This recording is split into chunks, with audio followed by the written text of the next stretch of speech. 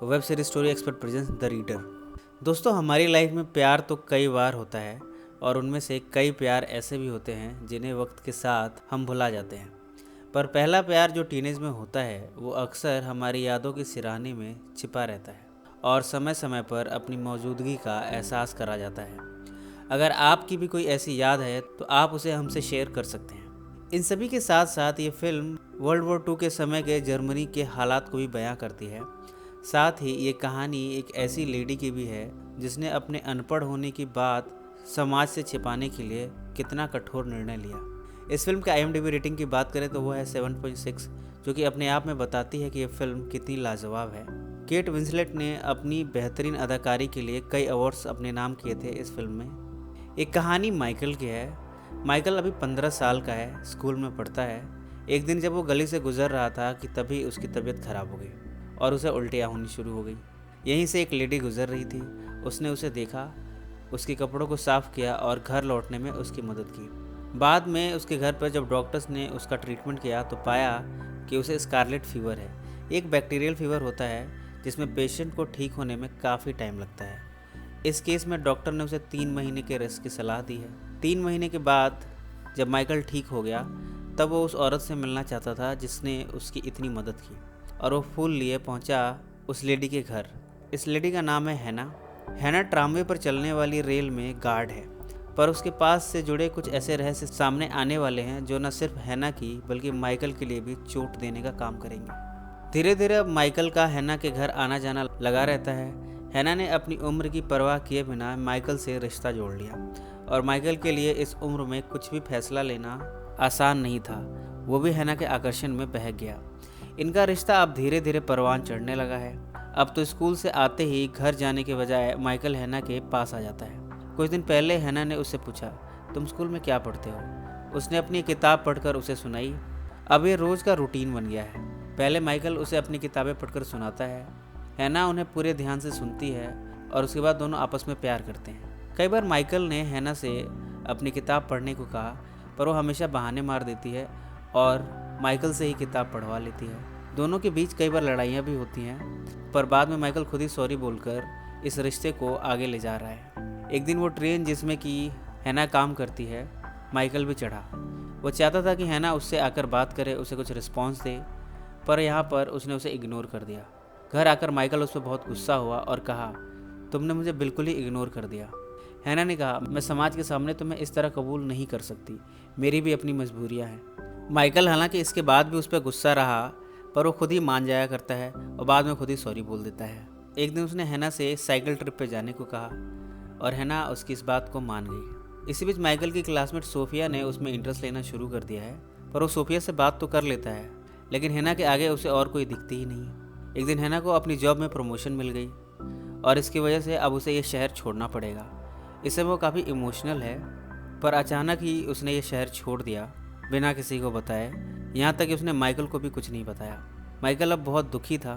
वो अक्सर अपना वक्त अकेलेपन में और उदासी में बिताया करता है। ये उम्र ही ऐसी होती है। इस उम्र में अगर कोई दिलो दिमाग पर आघात लग जाए तो इसके परिणाम बड़े बुरे बन जाते हैं उस इंसान की ज़िंदगी में। माइकल की ज़िंदगी में इससे क्या क्या होगा वो तो आने वाला वक्त ही बताएगा। इन सब में माइकल अब 23 साल का हो गया है। वो अब लॉ स्कूल में पढ़ता है। सेमिनार के तहत इस लॉ स्कूल के सेलेक्टेड स्टूडेंट्स को कोर्ट के लाइव सेशन में ले जाया जा रहा है, जहां वो कोर्ट की लाइव प्रोसीडिंग्स देख सकते हैं। ये केस दरअसल नाजी लोगों द्वारा 300 जूस के मारे जाने का है। इन मर्डर्स के होने देने में जिन 10 SS गार्ड यानी नाजी लेडीज़ गार्ड का नाम आया है, उनमें एक नाम हैना का भी है। माइकल ने जब ये नाम कोर्ट में सुना तब पहले तो उसे यकीन ही नहीं हुआ कि जिसके साथ उसने अपने बचपन में कुछ हसीन पल बिताए वो क्रिमिनल हो सकती है। उसका दिल मानने को तैयार नहीं कि हैना किसी को मार सकती है, बल्कि उसने तो उसकी मदद की थी जब उसे स्कारलेट फीवर था। दरअसल इलाना, जो कि उन 300 जूस में से अपनी माँ के साथ बच गई थी, उसकी माँ ने इस पर बुक लिखी और उसी की वजह से ये मामला इतना तूल पकड़ रहा है। उस समय जूस को पकड़ पकड़ के मारा जाता था। हैना पर आरोप है कि उसने SS गार्ड रहते हुए अपने साथियों के साथ इन 300 जूस को मर जाने दिया। अगर वो चाहती तो उन्हें बचा सकती थी। हैना ने अपनी सफाई में कहा कि SS गार्ड रहते हुए वो ऑर्डर्स फॉलो कर रही थी, पर कोर्ट का ये कहना है कि इतना काफ़ी नहीं है तुम्हें बेगुनाह साबित करने के लिए। बाकी की लेडीज़ गार्ड ने प्लानिंग की है कि सारा इल्ज़ाम अगर हैना पर डाल दिया जाए तो हम सब बच जाएंगे। लिहाजा सभी ने एक सुर में ये कहा कि हैना ही असली ज़िम्मेदार है। उसी ने हमें इंस्ट्रक्ट किया और उसी ने रिपोर्ट बनाई, पर ये इल्ज़ाम झूठे हैं। ये साबित हो सकता है एक तरीके से। उस रिपोर्ट की एक कॉपी सौभाग्य से जजेस को मिल गई है। जजेस ने हैना से कुछ लिखने को कहा। उसकी हैंड राइटिंग से उस रिपोर्ट की राइटिंग मिलाई जाएगी और इस तरह दूध का दूध और पानी का पानी हो जाएगा। पर जैसे ही हैना को पेन और पेपर दिया गया, उसने कुछ भी लिखने से इनकार कर दिया और सारा इल्ज़ाम अपने सर ले लिया। इस वक्त माइकल भी कोर्ट रूम में बैठा था। उसे याद आया कि हैना क्यों कुछ भी पढ़ने से बहाना करती थी और खुद उसे ही पढ़ने को कहती थी। उसे पूरा भरोसा हो गया है कि हैना अपने अनपढ़ होने की बात से शर्मिंदा है और इसी शर्मिंदगी से बचने के लिए उसने सारा इल्ज़ाम अपने ऊपर ले लिया है। कोर्ट ने हैना को उम्र कैद की सज़ा सुनाई है और बाकी लेडीज़ गार्ड को 4 साल 3 महीने की सज़ा सुनाई है। माइकल ने अपने प्रोफेसर से हैना के बेगुनाह होने और उसके अनपढ़ होने की बात कही और ये भी कहा अगर हैना कुछ लिख ही नहीं सकती तो उसने रिपोर्ट कैसे लिख दी। ये सारे इल्ज़ाम झूठे हैं। प्रोफेसर ने कहा अब कुछ नहीं हो सकता, उसने खुद ही अपना गुनाह कबूल किया है और वैसे भी कोर्ट अब सज़ा सुना चुकी है। और इस तरह माइकल ने अपनी आंखों के सामने अपने पहले प्यार को जेल जाते दिखा। उस समय उसकी आंखों में आंसू थे। वो हैना से मिलकर उससे ढेर सारी बातें करना चाहता था, बहुत कुछ पूछना चाहता था। उसे जेल में उससे मिलने की परमिशन भी मिल गई, पर माइकल को ऐसी चोट पहुंची है जिसकी वजह से वो उससे मिलने की हिम्मत भी नहीं कर पाया।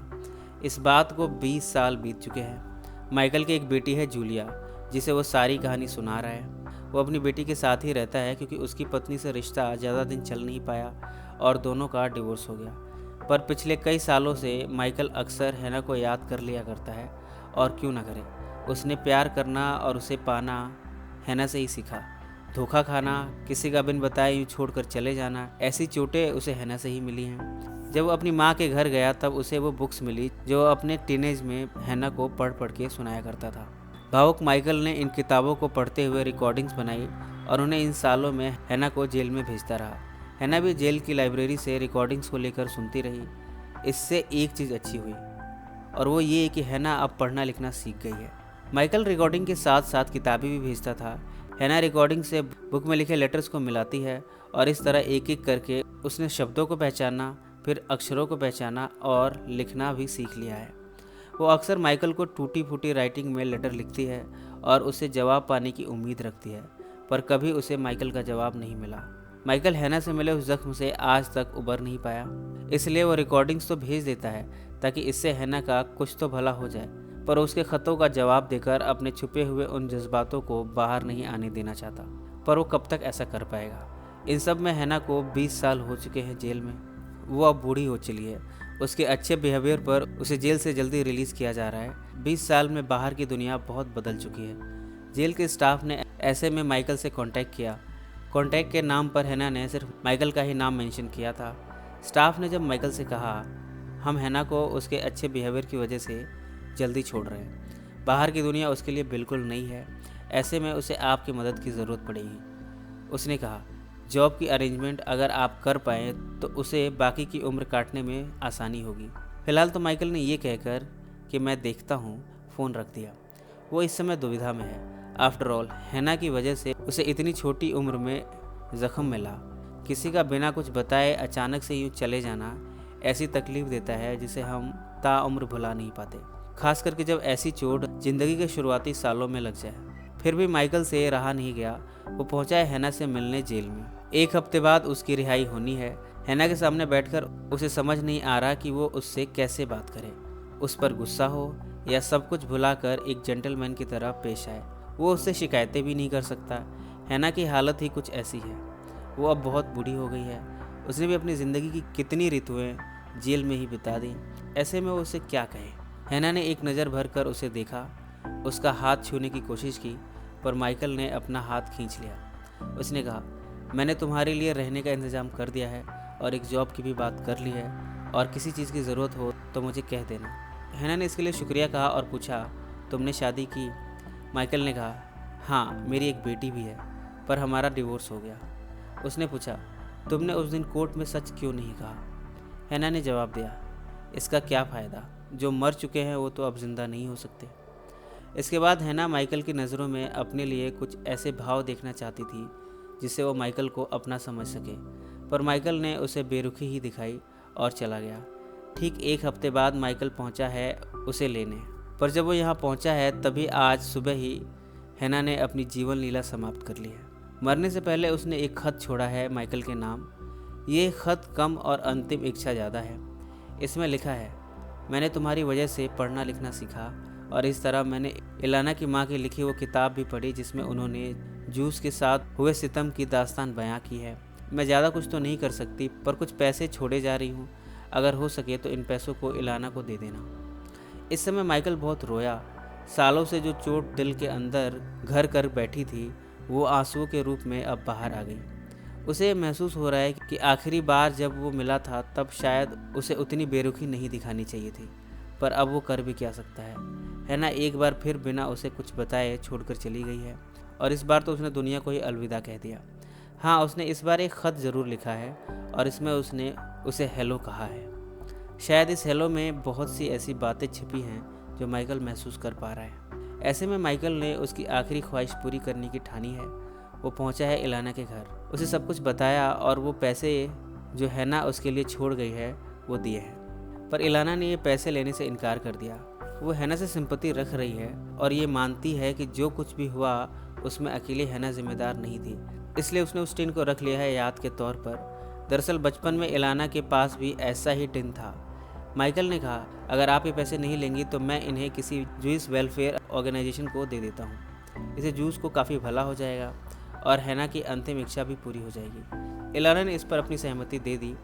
कुछ दिनों बाद माइकल अपनी बेटी जूलिया को हैना की कब्र पर ले गया। अक्सर हम अपनी यादों को अपने किसी खास से शेयर करके हल्का महसूस करते हैं। माइकल ने भी यही किया और इसी नोट के साथ ये फिल्म समाप्त हो गई। फिल्म में बहुत सारे इमोशनल सीन्स हैं जिन्हें देखकर आप इमोशनल हो जाएंगे। फिल्म कई पहलुओं को प्रदर्शित करने की कोशिश करती है। टीनेज में प्यार, इस उम्र में गहरा आघात लगना, एक बेगुनाह को इतनी बड़ी सज़ा मिलना और शर्मिंदगी के डर से अपने आप को अनपढ़ बताने से बचना और ऐसे गुनाह को कबूल करना जो उसने किया ही ना हो और अंत में उसका खुदकुशी कर लेना। ऐसे बहुत से पहलू हैं इस कहानी में। आपको इनमें क्या सही और क्या गलत लगा उसे कमेंट्स में ज़रूर मेंशन करें। फ्रेंड्स, ये कहानी कैसे लगी उसे भी मेंशन करें। इस वीडियो को लाइक और शेयर ज़रूर करें।